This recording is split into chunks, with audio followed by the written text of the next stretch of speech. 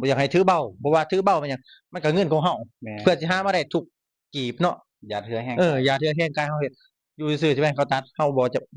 บ่ควรแนวนั้นเนาะทุกคนเนาะเอาสบายดีทุกคนเนาะมื้อนี้หัวหน้าผู้ท้องก็มีโอกาสได้มายืนกับอ้ายน้องเฮาที่ว่าเฮ็ดของบริหารเนาะหรือว่าคุ้มครองเรือนซ่านบ้านซองหรือว่าหอพักต่างๆเนาะทุกคนเนาะเดี๋ยวมื้อนี้หัวหน้าผู้ท้องจะมาแจ้งกับอ้ายน้องกรรมกรว่าตัวนี้หลายคนแบบสงสัยแล้วก็ข้องใจหลายที่สุดเนาะเกี่ยวกับว่าเฮาพักเวียกเฮาลาพักเวียกเฮาจะขอบนำไผแล้วก็บ่มงมอนหรือว่ามีปัญหาเกี่ยวกับเพื่อนกับสานเนาะเฮาจะขอบนำไผเดี๋ยวมื้อนี้เฮาจะให้ทุกคนมาตอบเองเนาะทุกคนเนาะ นี่มาทางเบื้องนี่ก่อนเลยเบื้องทรัพย์จำหาสิริแม่นทราบพรเนาะจำหาเนาะอืมแม่นมีหัวหน้าวู้หัวหน้าเฟืองแต่ว่าให้น้องคนใดสิพักเวียกต้องได้แจ้งหรือว่าปืนไฟมันช็อตมันหยังต้องได้เสนอข้อยโดยตรงแล้วข้อยสิเสนอเขาไปเฮ็ดให้แต่ว่าพวกบุกม่วนกรรมกรมาใหม่มีให้ครบส่วนอืมอันบ่อนอยู่บ่อนนอนแม่นครบการกินการอยากแม่นสะดวกสบายห้องน้ำก็สะดวกกินข้าวมื้อละ3คาบถ้ามีปัญหาสามารถแจ้งได้เลยเนาะแม่นทางๆๆสุริพรเพิ่นจะแก้ไขให้เนาะทุกคนเนาะแล้วมาทางเบื้องอุดมทรัพย์มาทางเบื้องอุดมทรัพย์เนาะทางน้องอุดมทรัพย์เพิ่นนี่ก็อยู่3.6แม่นบ่น้องโดยสำหรับอยู่3.6นี่มีหัวหน้าได้แหน่มีหัวหน้าคันหัวหน้าเตียนแล้วก็หัวหน้าน้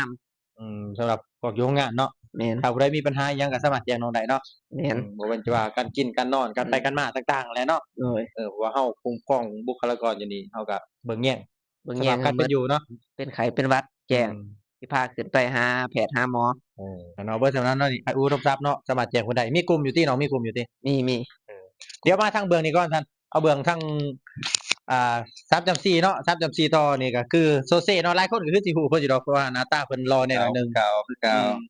อันนั้นทางเบื้องเจ้ามีไผแหน่หัวหน้าได้แหน่ภาคอยู่หั่นทางเบื้องข่อยมีหัวหน้าทงหัวหน้าน้ำหัวหน้าท้ายโอ้มีพวกโรงงานพวกอยู่ล็อกกล้วยพวกแบกกล้วยมีครบถ้าผู้ใดมีรถนี่เขาก็สามารถพากอยู่หั่นได้เนาะแม่นถ้ามีรถสามารถพักอยู่แคมป์เขียวแคมป์เขียวนี่จะประมาณนี้นะปีนให้เขาเจ้านี่เบิ่งแคมป์เขียวมันจะเป็นแคมป์แบบนี้เนาะทุกคนเนาะเป็นเฮือนหลังสีเขียวๆเนาะอยู่รวมกับเป็นเทินน่ะเป็นสีของ Taco โดยเฉพาะแม่นเป็นสีของ Taco เบิ่งแต่เสือติยังมีแคปสีเขียวเนาะทุกคนเนาะ อันนั้นเด้อยู่หันรู้สึกว่าเขาว่ามันเดี๋ยวนี้มันมีหยังแหน่อยู่หันอยู่ความสะดวกสบายมีหยังก็มีห้างสะดวกซื้อมีหยังแหน่แม่นทางพุ่นมีการพัฒนาหลายเด้ออยู่แคมป์3-4นี่มีร้านขายเครื่องขายขนมขายหนมขายมีอ๋อล่าสุดนี่แม่นร้านกาแฟเด้อไอ้น้องเด้อกาแฟนี่มันทุกคนสามารถจับจองได้ราคานี่เป็นกันเองมีหยังแหน่บ่แม่นมีแต่กาแฟติน้ำเปล่าน้ำปั่นน้ำหยังก็มีติกาแฟน้ำปั่นชานมแล้วก็แบบพวกโยเกิร์ตก็มีเนาะแล้วก็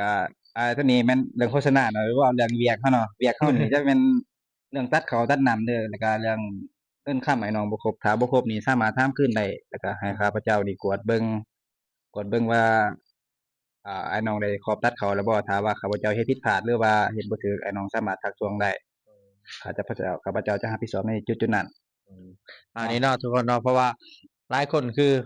บ่ท้องคนหน้าบ่ท้องโพสต์ลงเนาะแม่นที่มีคนมาคอมเมนต์ว่าเป็นหยังเขาก็ถูกตัดค่าข้าวหลายจังซั่นจังซี่เพราะเขาอยากให้ทุกคนเนาะเบิ่งคืนก่อนว่าตัวเองหันได้ครอบแล้วบ่หัวหน้ายามเวลาเขาลาพักนะเพราะว่าเขาเฮ็ดอาหารนี่เขาก็บ่สามารถไปเบิ่งได้เพราะคนมันหลายเนาะ แม่นคนจำนวนเป็นหลายร้อยคนเนาะไผสิไปจื้อเบิดทุกคนมันบ่สามารถจื้อได้เนาะทุกคนเนาะแล้วนี่แล้วฝากเด้อบ่อยากให้น้องไว้อีต้นทุกคนแต่ว่าเฮ็ดเวียกแล้วถ้าถูกกัดเขาย้อนว่าเฮาบ่เข้าพักนี่ให้น้องเอาใจใส่ตื่มถ้าว่าเฮากล้าว่าเฮาสิพักนี่แม่นขอบไอ้น้อง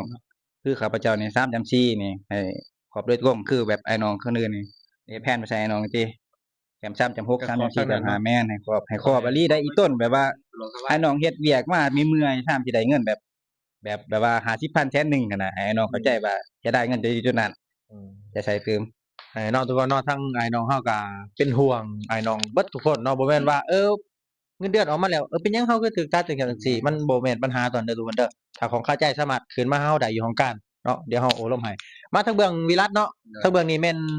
SSA 1เนาะ โดย SSA 1เนาะทางเบื้องน้องนี่คุมครองเรือนทางใดมีหัวหน้าได้แหน่ภาคโดยทางน้องเองแม่นคุมอยู่เบื้องหน่วยอันหนึ่งเนาะคุมอยู่2แคมป์คือ1.1กับ1.2 1.1 1.2มันมีหลายหัวหน้าเนาะเป็นต้นแม่นหัวงานแม่นหัวหน้าเติ้นหัวหน้ามีหัวหน้าดิ่งหัวหน้ามิ่งหัวหน้าคันแม่นไอ้น้องเฮ็ดเวียกนำหัวหน้านี่แม่นสามารถจัดหาขอบน้องโดยตรงเลย มันจังสะดวกแล้วข้อมูลมันถึงน้องเลยนะตัดมันจังแน่นอนกว่าแค่นั้นบ่โดยสำหรับอันนั้นไอ้น้องก็ได้แค่พักอยู่แคมป์นั้นแม่นอันใดมันขาดเคินเป็นต้นแม่นห้องพักเนาะ บ่มีพัดลมบ่ เฮือนหัวเฮือนหยัง เงิน อยู่ หัว เนาะ เงินเทน่ะ ไฟบ่มา ไฟบ่มาน้ำบ่ไหลก็แม่น ฟ้าบ่ไหลก็แม่นแจ้ง สา ได้ มารถ เนาะ แจ้งน้องโดยตรงเลย เออ เดี๋ยวน้องสิประสานหาหน่วยงานอื่นมาแก้ไข ให้ โอเคเนาะนี่ก็ทั้งไอ้น้องเฮาก็มีความคิดเห็นประมาณนี้เนาะทุกคนเนาะนี่ก็ไอ้น้องเฮาให้เอาใจใส่ตื่มอีหลีอะล้อตัวนี้เฮาฝากอีหลีอะล้อเนาะบ่อยากให้ถือเบาเพราะว่าถือเบามันหยังมันก็เงินของเฮา แม่ เพื่อสิหามาได้ทุกกีบเนาะ อย่าเทื่อแห้ง อย่าเทื่อแห้งกายเฮาเฮ็ดอยู่ซื่อๆใช่ไหมเขาตัดเฮาบ่จะบ่ควรแนวนั้นเนาะทุกคนเนาะ